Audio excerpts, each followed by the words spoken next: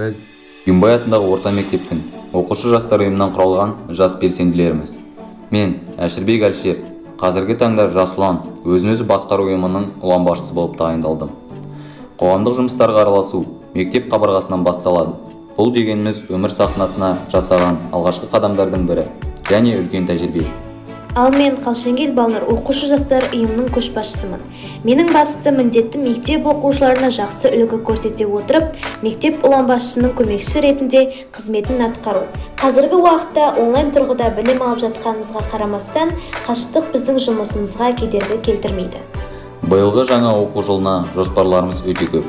Әрбір іс-әрекетімізді өзіміздің білікті маманымыз Аманбек Еркінұлымен ақылдаса отырып шешім қабылдаймыз.